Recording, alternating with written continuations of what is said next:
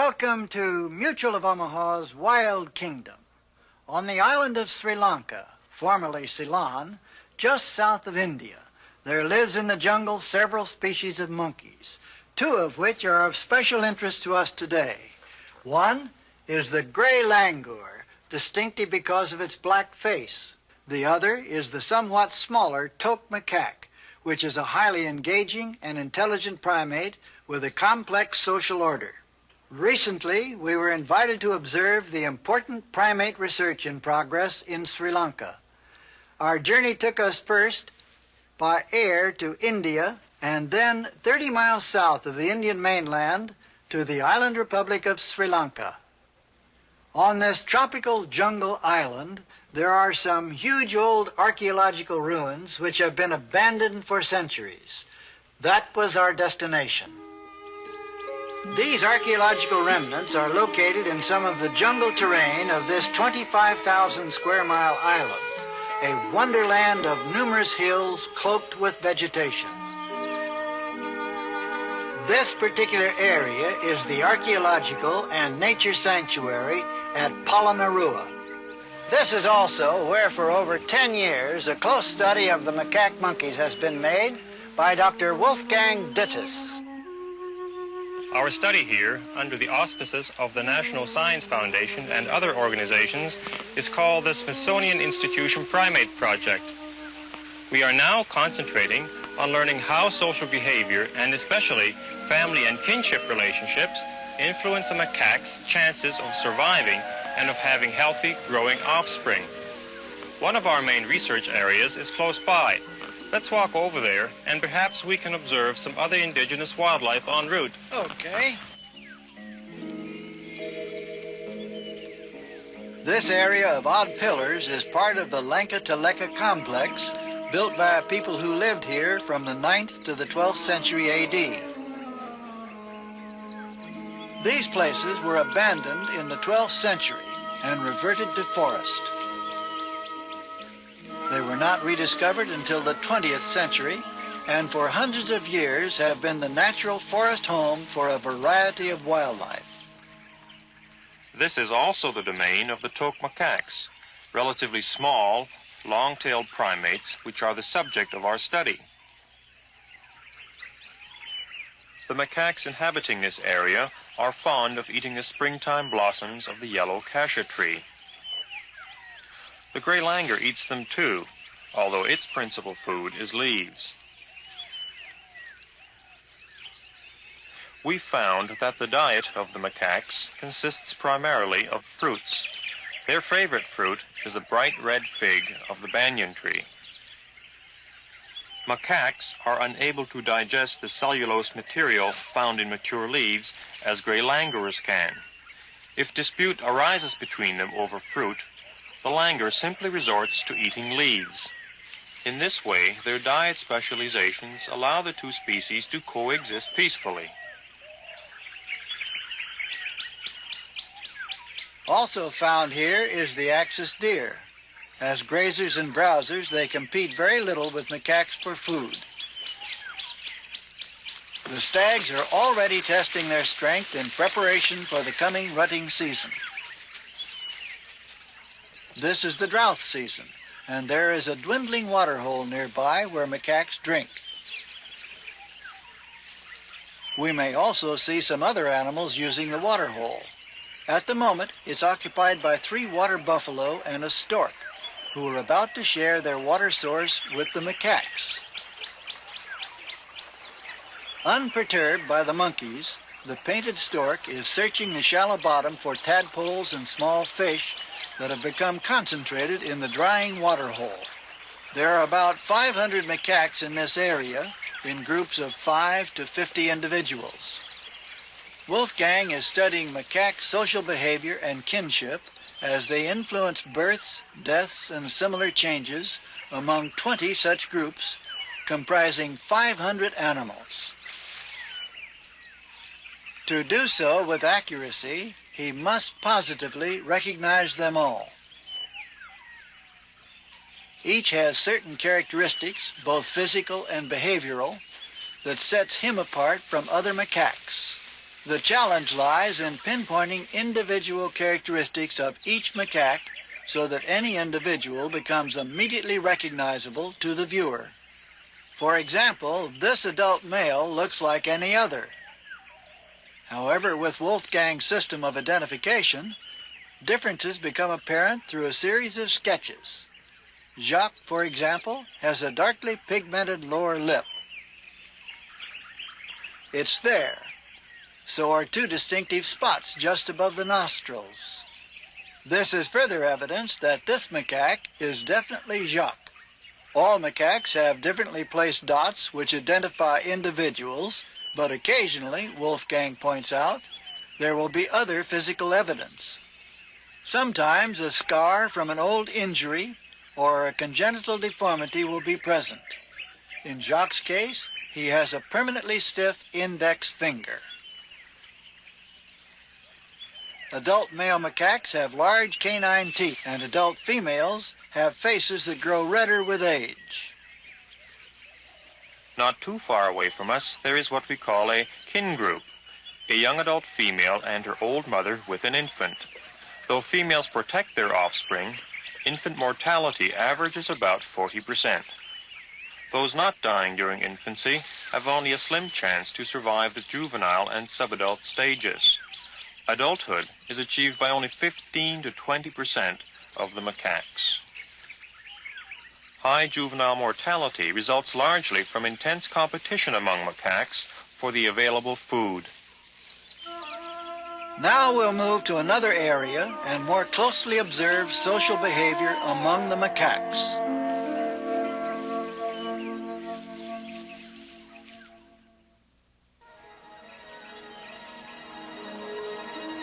Dr. Wolfgang Dittus and I have now reached the locality where he has been making a close study of the social interactions and group behavior of the Tok macaques. In this area of Polonnaruwa, there are even more impressive archaeological ruins. Many of the old walls and statuary are still in surprisingly good condition after 7 centuries of disuse by man. Now they have become the familiar territory of Wolfgang's subjects of study, the macaques, to whom Buddha statues are merely rocks. Wolfgang tells me that the macaques do not stay in these ruins for any length of time, but merely explore and move through them while in transit from one part of their home range to another. This area of the Sri Lanka jungle is also the habitat of the land monitor, a tree-climbing lizard. This one is small, though may grow to be 5 feet in length. They eat insects, carrion, and eggs. Ahead is an area not far from the ruins where, even though the underbrush is thicker, there are not many food plants available. Because of this food limitation, the macaques are forced to dine on what's available. In this case, flower buds of a species of thistle.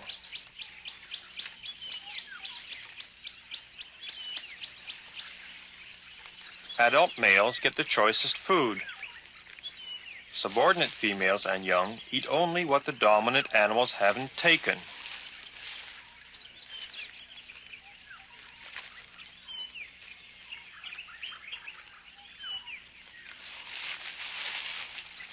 Food is never easy to find, and here they must work hard to locate the different kinds of roots, tubers, and bulbs required for survival.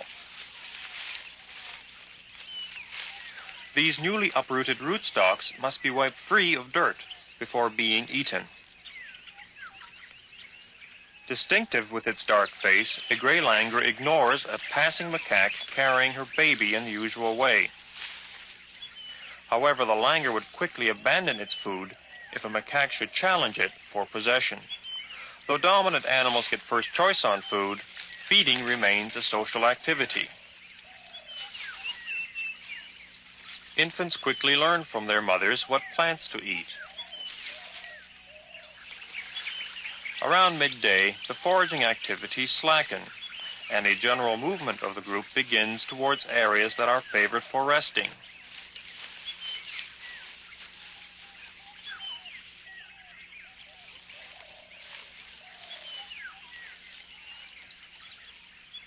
These four tails hanging down indicate four macaques, even though the infant is hidden by older females. During rest periods, adult macaques will sit quietly, while the younger animals often play. A wide-awake juvenile, curious about an infant, learns not to touch another macaque's baby.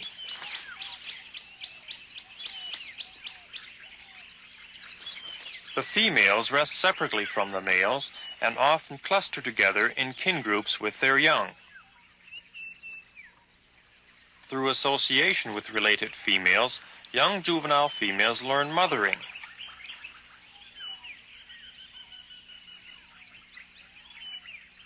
Grooming is an important social activity helping to cement family bonds. Communal resting and grooming is usually done by related family members, although there are times when the compulsion to groom another even extends to grooming a gray langur. Though they enjoy it, the langurs never return such favors. These open-mouthed gestures are typical of play among the macaques.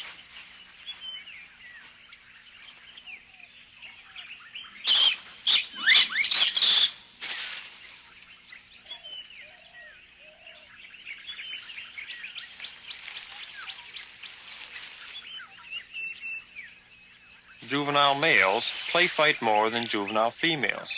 This helps them to develop fighting skills that are important in competing for females as adults. It took me several years to get the animals so accustomed to my presence that they are undisturbed and simply continue their normal activities.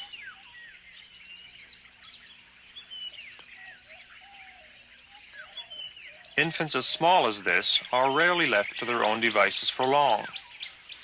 Unrelated macaques are not above injuring an infant, so a protective relative is almost always nearby. By learning to recognize specific monkeys, we can accurately chart the individual's behavioral history.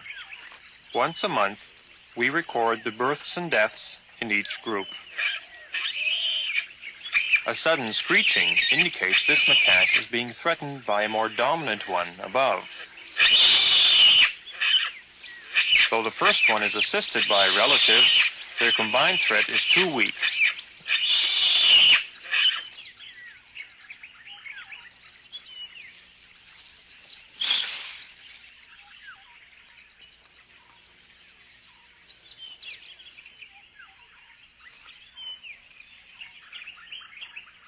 While the quiet grooming, simple resting, and sleeping continues here, we'll move on to where a different type of research is being done at one of our field stations nearby. My field assistant, Neville Celastian, has prepared the weighing apparatus. We're ready, and so is Neville. Wolfgang says the scale hung from ropes attached to opposing trees is calibrated in pounds. Beneath it hangs a fairly deep pan into which bait will be placed to attract the macaques. The bait is a handful of rice. When it has been placed inside, its weight is checked to be deducted from the total weight. Now Wolfgang and I will move out of the way. This control rope regulates the pan's height.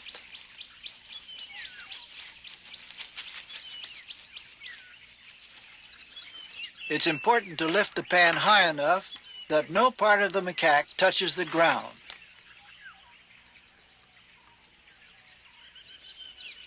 The 3-year-old male named Sir weighs exactly 4 pounds, 10 ounces. Wolfgang records the weights for growth comparison. These data have shown that dominant juvenile males grow faster than juvenile females. Thus, adult males average about 13 pounds, while adult females rarely exceed 7 pounds. Now, while Neville continues the work here, Wolfgang and I will go to observe another troop of macaques at a small water lily pond.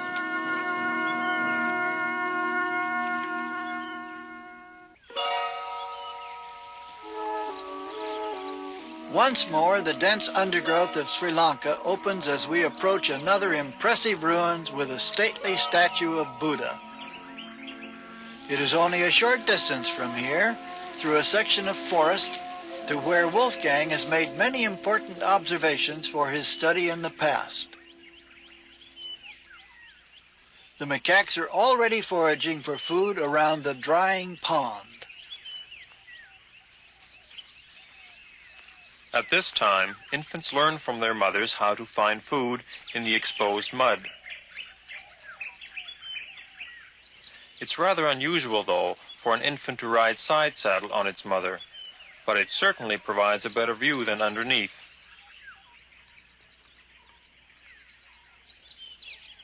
Occasionally, something even more unusual is observed, such as this infant riding high up on its mother's back instead of clinging to her underside.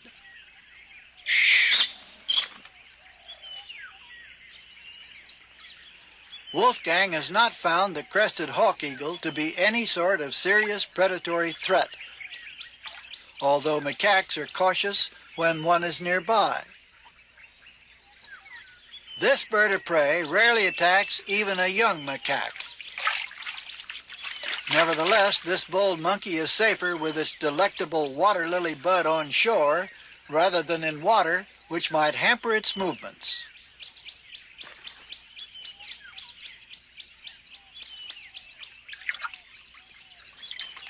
Subordinate juveniles are the most bold in risking danger in an effort to find food.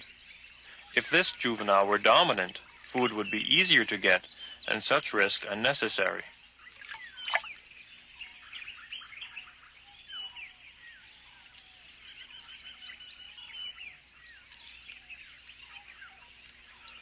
With the eagle's departure, the macaque resumes his activities without fear.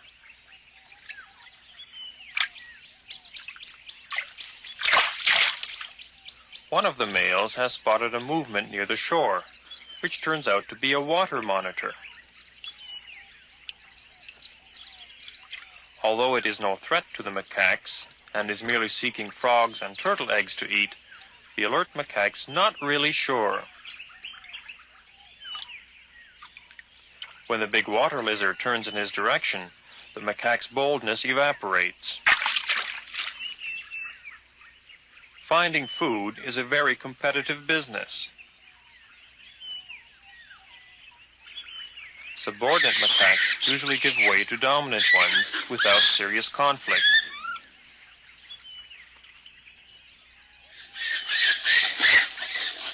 Now and then, a dominant macaque will reinforce his status over a subordinate.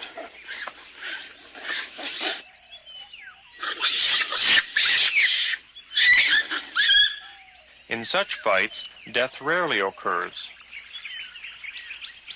In this case, we note who was fighting and that the vanquished female sustained a wound. Mortality more often occurs among subordinate macaques because of malnutrition, since the dominant animals take the greatest portion of the food.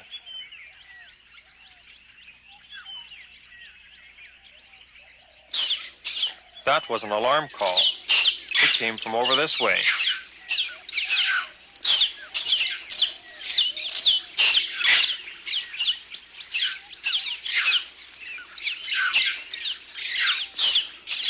The macaques here are obviously a little agitated, although not really panicky, so whatever the danger, it's not pursuing them. These males are acting as guardians for the troop. Here is the source of the macaque troop's alarm. It's a python, but not fully grown. The vigilant males keep close track of the movements of the big snake. While not venomous, it nevertheless can prey on macaques. The continued vigilance of males on the troop's behalf against such predators as this is of great value. They remain both alert and close to the danger.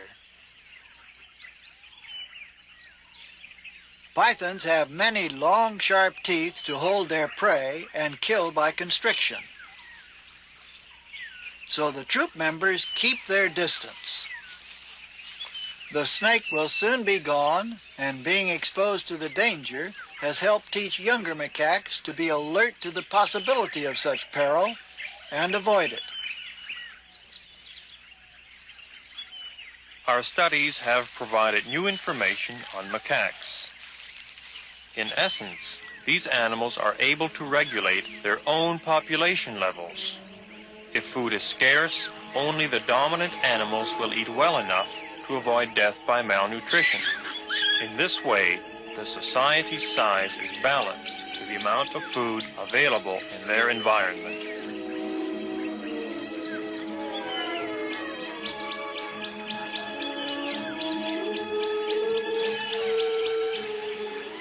The work being done by Wolfgang Dittus here in this tropical island world with the Sri Lanka macaques is greatly increasing our knowledge of one of the more interesting species of primates.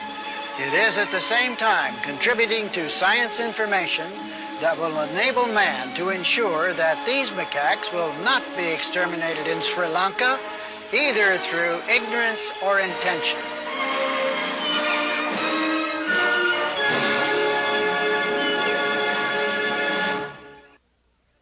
The island of Sri Lanka is a beautiful habitat for wildlife, especially for the macaques, and for many other wild species.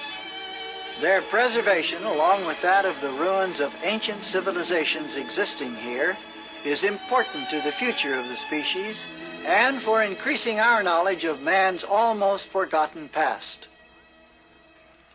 In this combined preservation of archaeological wonders and modern-day animals, a rich heritage is being passed on to future generations so they too may experience the irreplaceable Sri Lanka portion of the Wild Kingdom.